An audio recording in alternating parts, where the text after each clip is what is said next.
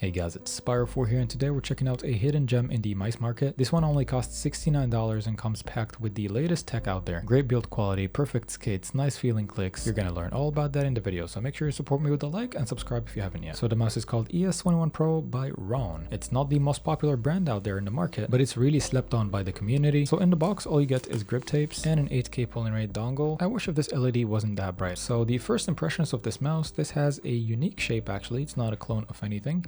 I see it as a smaller Viper V3 Pro, and if you don't think it's smaller, at least I would call it more locked on and more grippy Viper V3 Pro, since it has these tight side grooves, as you can see, tighter than the Viper. And don't mind my weight reduction mod, I haven't finished it yet. It's also inspired by the Lamzu Maya, but I really find this shape really unique because of the flares profile. Like, it's not sharp at the top here, it's kind of tight in the grooves, and it gives you a bigger area here at the bottom to rest your palm on. This shape is honestly catered more towards claw, but you can definitely palm grip this, especially if you have like 18 centimeters hands and smaller, you can palm this mouse. But I find myself claw gripping it most of the time. For fingertip though, it's possible, especially if you have huge hands, but this is, I would say, 65% claw and 35% palm grip. The length of the mouse is 12.1 centimeters. The hump is 39 millimeters. Side grooves where it gets tight 56 millimeters and 64 at the largest area. And I really like this colorway because there isn't many mice that have this exact shade of color. Very beautiful and shiny, and there's a RAWM logo here at the bottom. You can barely see it here, but I really like mice that don't have too much branding on them. Let's talk about the build quality. This thing is rock solid. Again, I have no creaking issues whatsoever with the mouse. The only nitpick here is at the side of this button, it kind of flexes just a little bit, but it's nothing noticeable mid-game. It's obviously stiff at the back here, but nobody's gonna be clicking right here, so no issues at all. And as for the weight of this mouse, this thing is 49 grams. It is 8 grams heavier than my Skyrox V8, but it kind of gives the same vibe. Pretty flashy colors, same feeling side clicks. They've done a pretty good job coating this mouse. It's really grippy. It doesn't leave any fingerprint marks on the shell. Flipping the mouse over, we have a DPI button and an on and off button, but I really like the attention to detail. The on and off button has a little notch here that really helps you just like slide it up and down, unlike some other mice that don't really do that. I really struggle to turn this on, especially because I don't have nails, you know? The skates of this mouse are the best part in my opinion. These are pure pre-TFE skates, very large, very consistent. One of the best skates I've used on a gaming mouse, to be honest. These ones straight up feel like Tiger Eyes V2, but I wouldn't say they're the fastest skates out there. They're focused on consistency more than anything else. Medium glide, I would say. Alright, let's talk about the clicks now. I don't see any wobbly wiggly here, as you can see from side to side. It's very solid. I really like this implementation, and there is really no pre or post travel. But unfortunately, it's using the Raysha opticals, not Omron opticals anymore. They used to have Omrons on this mouse, but I don't know why they switched them. I'm still gonna have to email them later about this. The click feeling though is not worse by any chance. I would say it feels like the Razer DeathAdder V3 Pro click implementation. It is light and crispy, but it is not snappy and pingy like the Omron opticals, I would say. I'll give you a sound test in a second after we talk about these side clicks and encoder. For the side clicks here, they actually nailed it again. There is no pre and post travel, and they don't require too much pressure to press actually. They press very quickly, and they're also spammable. If you click all the way at the back here, it might sink in a little bit deeper, but that is really not a nitpick at all. Let's move on to the TTC gold wheel obviously here. That's why I said it feels like my Skyrox V8. This could be my next main mouse actually. TTC gold wheel feels really good. Doesn't require too much pressure to click. The steps, I wouldn't say they're the most defined, but they're not loosed by any chance. So I would rate the scroll wheel a 7 out of 10, the side clicks 8 out of 10, and the main clicks 7 out of 10, and here's a sound test.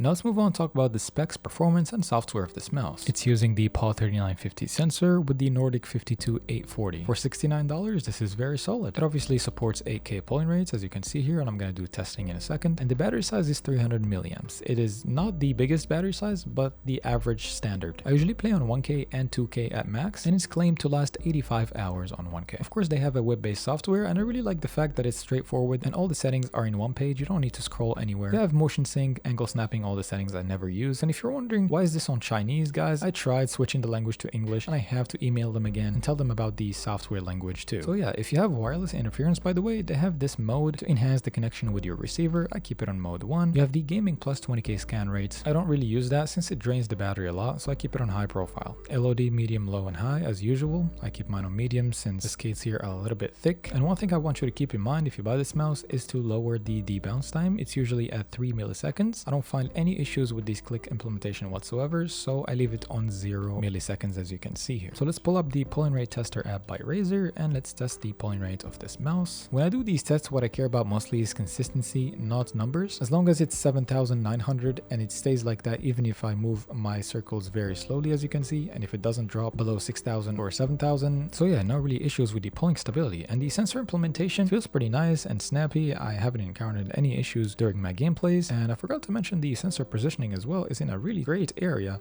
exactly in the middle of the mouse. You find your pinky and thumb aligned exactly with the sensor. So conclusion, is the RAWM ES21 Pro worth it for this price? I will say 1000%. You get optical switches, great sensor, great MCU that is good with power consumption as well, decent scroll wheel, beautiful shiny color with great coating as you can see, and lastly the cherry on top are these high quality PTFE skates. These are the best skates on my mice rotation, and the only con I could think of is the Razer opticals. I wish if they just sticked with the Omron. So a really big shout out for RAWM for sending this over for review. I actually appreciate them for supporting my channel, and I'm looking forward to see their future products as well since they have a huge potential in the market. You can support me by liking the video or purchasing this mouse from the description below, and if you haven't subscribed yet, come on, you're trolling. For now, have a good day guys.